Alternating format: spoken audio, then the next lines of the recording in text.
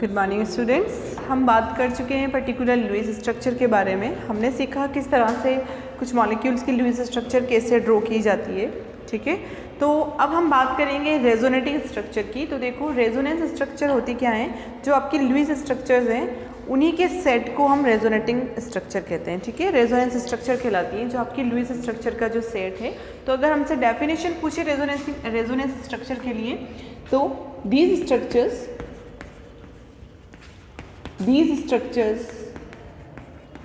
are the set of Lewis structures। ये Lewis structures के ही set है। ठीक है, किस तरह से देखते हो आप इसको, लुईस स्ट्रक्चर का सेट है जो कि हमें डिस्क्राइब करता है। दैट डिस्क्राइब क्या बताता है, ये लुईस स्ट्रक्चर का जो कॉम्बिनेशन है, जो सेट है, दैट डिस्क्राइब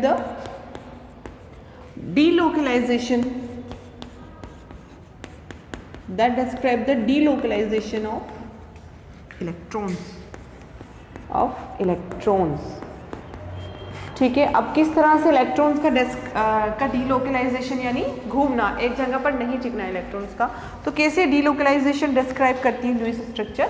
देखो, हम CO3-2 कार्बोनेट आयन, ठीक है, इसका लुईस स्ट्रक्चर हमने ड्रॉ किया था। एक बार फिर से इसे रिकॉल करते हैं हम। कुछ इस तरह का लुईस स्ट्रक्चर आता है। एक ऑक्सीजन डबल बॉन्ड बनाता है। ठीक है, उसके पास उसके 2 लोन पेयर होते हैं, और जो ये 2 ऑक्सीजन है ये 6 लोन पेयर कैरी करते हैं। ठीक है, सिंगल बॉन्ड बनाएंगे और इन पर हम नेगेटिव चार्ज इस तरह से डिनोट करते हैं। ठीक है, इन नेगेटिव चार्ज की वजह से कार्बोनेट पर -2 चार्ज आता है। तो ये रेजोनेटिंग स्ट्रक्चर है। ठीक है, अब हम देखेंगे कि डबल बॉन्डिंग में अपने लोन पेयर इलेक्ट्रॉन को एक ऑक्सीजन ने यूज़ किया, ये वाला इलेक्ट्रॉन भी यूज़ कर सकते थे। ठीक है, ये वाला ऑक्सीजन भी अपने इलेक्ट्रॉन्स को यूज़ कर सकता था फॉर बॉन्डिंग। तो हम देखेंगे इस तरह से इसकी 3 लुईस स्ट्रक्चर हो जाती है, जिसमें, ठीक है, अब की बार हम डबल बॉन्डिंग इस ऑक्सीजन के साथ कराएंगे, इसे नेगेटिवली चार्ज रखेंगे, इसे भी नेगेटिवली चार्ज रखेंगे। ठीक है, हो सकता है मे बी कि जो बचा हुआ इलेक्ट्रॉन है उसने डबल बॉन्डिंग की, ठीक है, उसने अपने ऑक्सीजन दिए बॉन्डिंग के लिए, तो इस पर नेगेटिव और इस पर नेगेटिव आएगा। ठीक है, तो इस तरह से कार्बोनेट आयन की हमें 3 लुईस स्ट्रक्चर देखने को मिलती हैं। डबल हेडेड एरो से हमने सेपरेट किया। इन तीनों लुईस स्ट्रक्चर में हमें क्या देखने को मिल रहा है, इलेक्ट्रॉन्स का डीलोकलाइजेशन, यानी पहले -1 चार्ज, यानी इलेक्ट्रॉन यहाँ थे, फिर डीलोकलाइज होकर कौन सा, ये डबल बॉन्ड चार्ज। ठीक है, इसी में तो इलेक्ट्रॉन्स हैं, जो आपके लोन पेयर के इलेक्ट्रॉन है कहाँ गए, डबल बॉन्डिंग के लिए गए। ठीक है, तो ये लोन पेयर के जो इलेक्ट्रॉन्स हैं ये डीलोकलाइज हो रहे हैं, पूरे मॉलिक्यूल में घूम रहे हैं। एक बार यहाँ पर था बॉन्डिंग, फिर यहाँ आया, ठीक है, और फिर यहाँ पर आ गया, तो पूरे मॉलिक्यूल में डीलोकलाइजेशन हुआ इन इलेक्ट्रॉन्स का। तो इसी को रिप्रेजेंट करती है हमारी ये तीनों लुईस स्ट्रक्चर, और इन्हें ही हम क्या नाम देते हैं, रेजोनेंस स्ट्रक्चर कहते हैं। समझ में आती है ये चीज़। अब इन रेजोनेंस स्ट्रक्चर में से एक स्ट्रक्चर जो होती है वो एक्चुअल स्ट्रक्चर होती है, जो कि रिप्रेजेंट करती है कि हाँ, इस तरह का मॉलिक्यूल का स्ट्रक्चर होगा, उसे हम रेजोनेटिंग हाइब्रिड कहते हैं। और उसके अलावा बची हुई जो 3 स्ट्रक्चर्स होती हैं, जो बाकी बची हुई स्ट्रक्चर्स होंगी लुईस स्ट्रक्चर, उन्हें हम नाम देंगे रेजोनेटिंग स्ट्रक्चर, ओके, या कैनोनिकल फॉर्म्स नाम देते हैं। ठीक है, तो हम समझते हैं कि रेजोनेंस स्ट्रक्चर हम कहाँ से निकालते हैं, लुईस स्ट्रक्चर से। जो लुईस स्ट्रक्चर आप ड्रॉ करते हो, किसी एक मॉलिक्यूल के लिए एक से ज़्यादा लुईस स्ट्रक्चर आ गई, तो उन लुईस स्ट्रक्चर का जो कॉम्बिनेशन है, जो सेट है, उसे हम रेजोनेटिंग स्ट्रक्चर कहते हैं, जो कि क्या डिस्क्राइब करता है, डीलोकलाइजेशन ऑफ इलेक्ट्रॉन। हो रहा है इलेक्ट्रॉन्स का डीलोकलाइजेशन। कार्बोनेट आयन की हेल्प से हमने इस चीज़ को समझाया। अब हम इन रेजोनेटिंग स्ट्रक्चर्स में से जो एक एक्चुअल स्ट्रक्चर है उसके बारे में जानेंगे। पहले आप ये रेजोनेटिंग स्ट्रक्चर की डेफिनेशन लिखो, उसके बाद हम एक एग्जांपल लेंगे, फिर समझेंगे कि रेजोनेटिंग हाइब्रिड होता क्या है। तो स्टूडेंट, रेजोनेंस के बारे में अगर हमसे पूछा जाए तो हम कहेंगे कि रेजोनेंस किसी उस मॉलिक्यूल में होता है जिसकी एक से ज़्यादा लुईस स्ट्रक्चर होती हैं। और रेजोनेंस क्या शो करता है, रेजोनेंस इलेक्ट्रॉन्स का डीलोकलाइजेशन शो करता है कि जो लोन पेयर ऑफ इलेक्ट्रॉन्स हैं वो डीलोकलाइज हो रहे हैं पूरे मॉलिक्यूल में। जैसे देखो, ओजोन का हम एग्जाम्पल लेते हैं। ओजोन के 2 लुईस स्ट्रक्चर हैं। ठीक है, कुछ इस तरह से। एक बार एक ओजोन ने अपना लोन पेयर डोनेट किया, ओके, तो वो डबल बॉन्डेड होगा। ठीक, और जो उसका सेंट्रल है वो पॉजिटिवली चार्ज हो जाएगा क्योंकि उसकी वैलेंसी बियॉन्ड हो रही है, और जिसकी वैलेंसी कम है उस पर -1 चार्ज आएगा। इस तरह से +1 -1 हो सकता है। अब की बार लोन पेयर ये वाला ऑक्सीजन डोनेट करे तो डबल बॉन्ड ये बनाएगा, ठीक है। तो पॉजिटिव चार्ज तो अपनी जगह रहेगा सेंट्रल एटम पर, नेगेटिव चार्ज दूसरे एटम पर शिफ्ट हो जाता है, ठीक है। तो इस तरह से 2 लुईस स्ट्रक्चर है। और जब आप इन दोनों स्ट्रक्चर में से एक स्ट्रक्चर एक ऐसी है जो कि इस एक्चुअल स्ट्रक्चर को शो करती है, उसे हम क्या कहते हैं, रेजोनेटिंग हाइब्रिड कहते हैं। तो अगर हमसे पूछा जाए, ठीक है, तो आप कहोगे among the Lewis structure, among the Lewis structures for a molecule, किसी एक मॉलिक्यूल के लिए लुईस स्ट्रक्चर है, ठीक है। The actual structure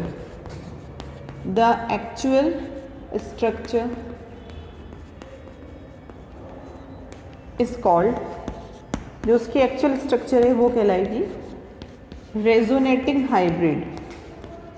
resonating hybrid, ये चीज़ ध्यान में रखना, ठीक है। जैसे कि ओजोन के केस में रेजोनेटिंग हाइब्रिड ये 3rd वाली स्ट्रक्चर है, और रेजोनेटिंग हाइब्रिड को जो बची हुई स्ट्रक्चर्स हैं उनसे सेपरेट करते हैं इस तरह से ट्रिपल डैश से, ओके।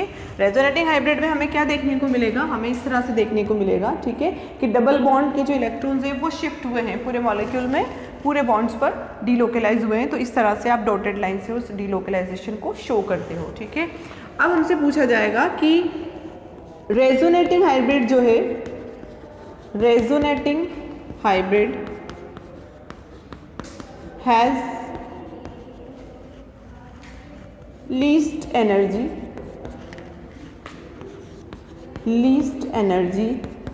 among all structures। सारे स्ट्रक्चर्स में से जो रेजोनेटिंग हाइब्रिड होगा उसकी एनर्जी सबसे कम होगी, ठीक है, क्योंकि उसमें प्लस माइनस चार्ज इस तरह का नहीं है, सिर्फ डीलोकलाइजेशन शो कर रहा है, ठीक है। जब आप इसको देखते हो एक्सपेरिमेंटली तो आपको इस तरह का स्ट्रक्चर देखने को मिलता है, यहाँ प्लस माइनस चार्ज नहीं है, एनर्जी इसकी कम है, दैट्स वाई ये सबसे कम एनर्जी का होता है। अब हमने बात की रेजोनेटिंग हाइब्रिड की, जो कि एक्चुअल स्ट्रक्चर है, जो ओजोन की स्ट्रक्चर को रिप्रेजेंट करता है कि ओजोन में डबल बॉन्ड इस बॉन्ड में भी हो सकता है और इस बॉन्ड में भी हो सकता है। बाकी बचे हुए स्ट्रक्चर्स जो हैं उन्हें हम कैनोनिकल स्ट्रक्चर्स कहते हैं, ठीक है। Remaining structures are called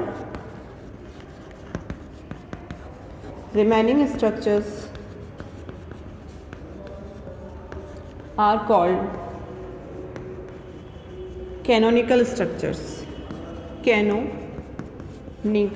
structures, और या तो कैनोनिकल स्ट्रक्चर कहोगे या फिर रेजोनेटिंग स्ट्रक्चर्स कहोगे, और रेजोनेटिंग स्ट्रक्चर्स, ठीक है। अब इस रेजोनेटिंग हाइब्रिड का हमें पता कैसे चला, तो देखो हम अगर बात करते हैं ऑक्सीजन सिंगल बॉन्ड ऑक्सीजन की बॉन्ड लेंथ की तो 148 पिकोमीटर है, oxygen double bond oxygen bond length बात करो तो 121 पिकोमीटर है, ठीक है। बट एक्चुअल में ओजोन मॉलिक्यूल का जब एक्सपेरिमेंट किया गया एक्सरे डिफ्रैक्शन या स्पेक्ट्रोस्कोपी के थ्रू इसकी बॉन्ड लेंथ देखी गई, तो दोनों ऑक्सीजन बॉन्ड्स की जो बॉन्ड लेंथ है वो इन दोनों बॉन्ड लेंथ सिंगल और डबल बॉन्ड के मिड की मिली, जो कि 128 पिकोमीटर थी। तो इससे ये डिसाइड होता है कि प्रूफ होता है कि रेजोनेंस जो है वो प्रेजेंट है इस ओजोन मॉलिक्यूल में। रेजोनेंस की वजह से ही जो इसकी एक्चुअल बॉन्ड लेंथ थी वो क्या हो गई, वो एक्चुअल से डिफरेंट देखने को मिली, सिंगल बॉन्ड और डबल बॉन्ड के बीच की देखने को मिली, ठीक है। तो ये चीज़ हम समझते हैं कि रेजोनेटिंग स्ट्रक्चर हमें लुईस स्ट्रक्चर में से ही ढूंढनी पड़ती है, ठीक है। लुईस स्ट्रक्चर का जो कॉम्बिनेशन है, जो सेट है, वही रेजोनेटिंग स्ट्रक्चर कहलाता है। अब देखो जिस भी मॉलिक्यूल की आप लुईस स्ट्रक्चर ड्रॉ करते हो तो एक से ज़्यादा अगर लुईस स्ट्रक्चर देखने को मिलती है, जैसे हमने एग्जांपल कार्बोनेट आयन का देखा CO3-2 और उसके अलावा ओजोन का देखा, तो इनमें आपको रेजोनेंस देखने को मिलेगा, ठीक है। एक से ज़्यादा अगर लुईस स्ट्रक्चर है, जिसकी एक लुईस स्ट्रक्चर है यानी उसकी सारी प्रॉपर्टीज़ उसी लुईस स्ट्रक्चर से हम देख सकते हैं, तो उसके केस में रेजोनेंस नहीं होगा। जबकि एक से ज़्यादा अगर लुईस स्ट्रक्चर है तो आपका जो डबल बॉन्ड है वो डीलोकलाइज होगा, पूरे मॉलिक्यूल पर घूमेगा, कभी इसके साथ और कभी इस बॉन्ड के साथ, तो वहाँ पर हमें रेजोनेंस देखने को मिलता है। तो इस तरह से हम रेजोनेंस के बारे में समझते हैं कि रेजोनेंस होता क्या है, ठीक है। उन रेजोनेंस में से कौन सी स्ट्रक्चर रेजोनेटिंग हाइब्रिड होती है, ठीक है, और बाकी बची हुई स्ट्रक्चर्स जो होती हैं वो क्या कहलाती हैं, कैनोनिकल स्ट्रक्चर कहलाती हैं। अब एक चीज़ और नोट करना आप कि रेजोनेंस जो है वो किसी भी मॉलिक्यूल को स्टेबिलिटी प्रोवाइड कराता है, क्योंकि रेजोनेंस से हमें एक्चुअल स्ट्रक्चर देखने को मिलती है जिसकी एनर्जी, जो बची हुई सारी स्ट्रक्चर जिनसे कम होती है, एनर्जी कम यानी स्टेबिलिटी ज़्यादा हो जाएगी, तो हम कह सकते हैं कि resonance provide the stability to the molecule. ये चीज़ इंपॉर्टेंट है, resonance provide stability to the molecule. ये चीज़ समझ में आती है, मॉलिक्यूल को स्टेबिलिटी रेजोनेंस की वजह से मिलती है। अगर आपसे दो मॉलिक्यूल कंपेयर करने के लिए कहा जाए, एक में रेजोनेंस है, एक में रेजोनेंस नहीं है, ठीक है, तो जिसमें रेजोनेंस है आप कहोगे ये ज़्यादा स्टेबल है क्योंकि इसमें रेजोनेंस है, जिसकी वजह से एनर्जी इसकी कम हो रही है, ठीक है। और रेजोनेंस कैसे देखते हो, जब आप लुईस स्ट्रक्चर ड्रॉ करते हो तो वहाँ से आप रेजोनेंस फाइंड आउट करते हो। आई होप रेजोनेंस की आपकी कंसेप्ट क्लियर हुई होगी। अब हम बॉन्ड की पॉलरिटी डिस्कस करेंगे, आप इसे नोट डाउन करो। सो स्टूडेंट्स, रेजोनेटिंग स्ट्रक्चर के बाद हम बात करते हैं बॉन्ड की पॉलरिटी की। पॉलरिटी ऑफ बॉन्ड क्या होता है? पॉलरिटी ऑफ बॉन्ड देखो, एक्चुअल में जो बॉन्डेड एटम्स हैं उनकी इलेक्ट्रोनेगेटिविटी में डिफरेंस की वजह से एक तो इलेक्ट्रॉन को अपनी तरफ पुल करेगा जो मोर इलेक्ट्रोनेगेटिव होगा, और दूसरा जो इलेक्ट्रोपॉजिटिव है जिसकी इलेक्ट्रोनेगेटिविटी कम है वो इलेक्ट्रॉन उससे दूर चले जाएंगे। तो जिसके पास इलेक्ट्रॉन खींच कर आएंगे उस पर नेगेटिव चार्ज आएगा, और दूसरे एटम पर जो दूसरा बॉन्डेड एटम है उस पर पॉजिटिव चार्ज आता है, ठीक है। तो इस तरह से चार्ज का सेपरेशन हो जाता है किसी भी एक बॉन्डेड मॉलिक्यूल में। तो उस सेपरेशन ऑफ चार्ज को ही हम नाम देते हैं बॉन्ड की पॉलरिटी। और अब बॉन्ड चार्ज के सेपरेशन के बाद जो हमारा बॉन्ड है वो कहलाता है पोलर बॉन्ड। समझ में आती है ये चीज़? तो हम कह सकते हैं polarity is the separation of charge, okay, separation of charge on bonded atoms in a molecule, ठीक है। किसी भी मॉलिक्यूल में जो बॉन्डेड एटम्स हैं उस पर्टिकुलर बॉन्ड में चार्ज का सेपरेशन हो रहा है, ठीक है। पॉलरिटी जनरेट्स, पॉलरिटी की वजह से क्या जनरेट होता है? Positive charge on one side and negative charge on another side. कैसे जनरेट होता है ये चीज़ हम देखेंगे, okay. After charge separation bond is called polar bond, ठीक है। तो चार्ज के सेपरेशन के बाद हम बॉन्ड को क्या नाम देते हैं? Polar bond. देखो किस तरह से आप लिख सकते हो, polarity generates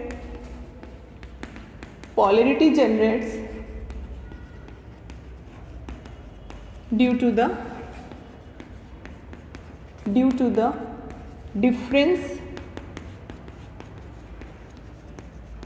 difference in electronegativity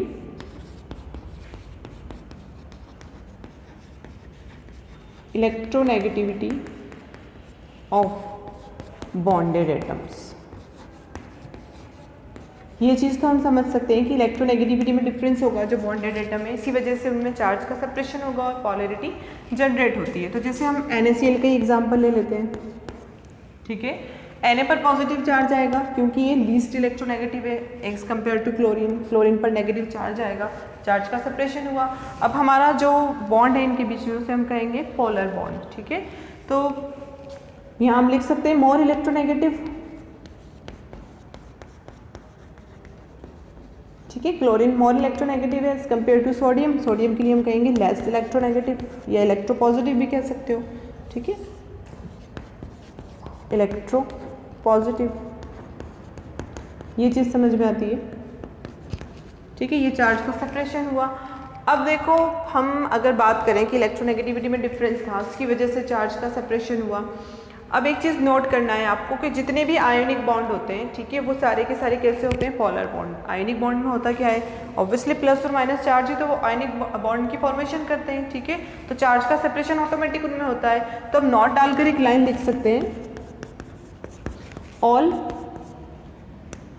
ionic bond are polar bond. समझ में आती है चीज़? सारे के सारे जितने भी आयोनिक बॉन्ड होंगे सब पोलर बॉन्ड होंगे। अब कोवेलेंट बॉन्ड में आप कैसे पोलरिटी डिटरमाइन करोगे, कैसे फाइंड आउट करोगे, कैसे वहाँ चार्ज का सेपरेशन होगा, वो चीज़ हम देखेंगे। आप पहले इसे नोट डाउन करो फिर आगे बढ़ते हैं।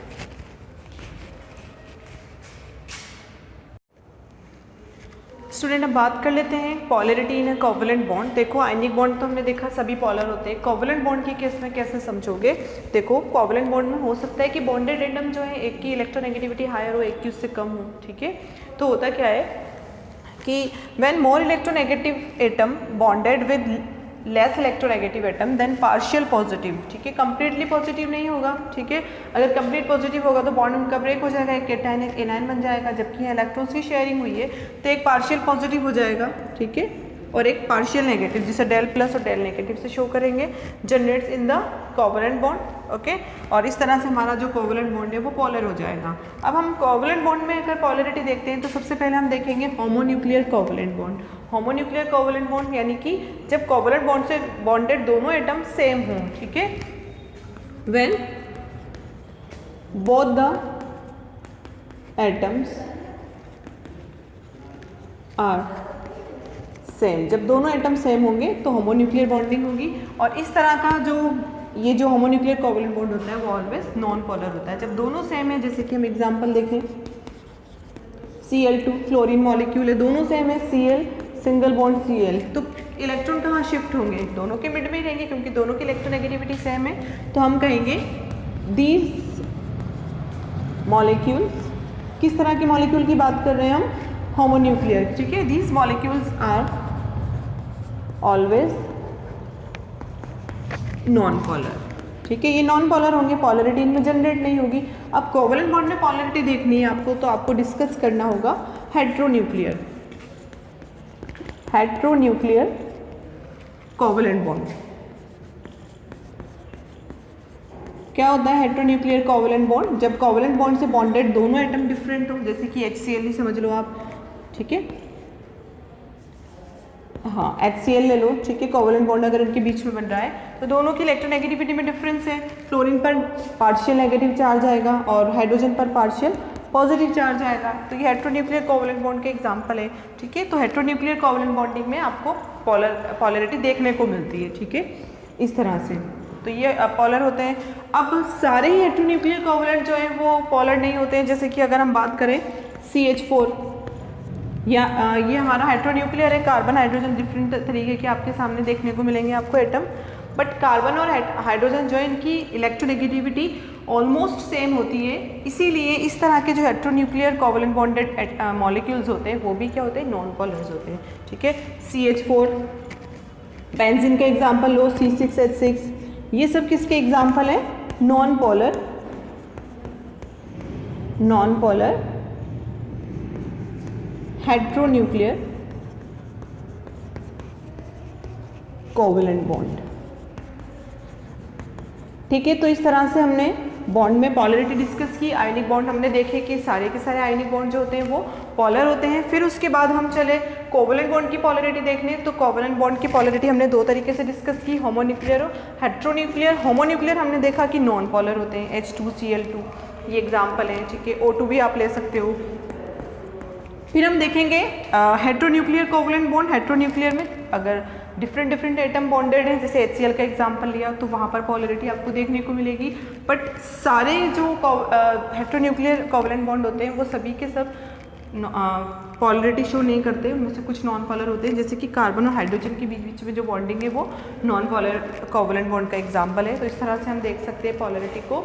आई होप आपके ये दोनों टॉपिक्स क्लियर हुए होंगे, रेजोनेटिंग स्ट्रक्चर और जो पॉलरिटी है। आपने आयनिक बॉन्ड में पॉलरिटी देखी, कोवलेंट बॉन्ड में पॉलरिटी देखी, ठीक है। Thanks for watching.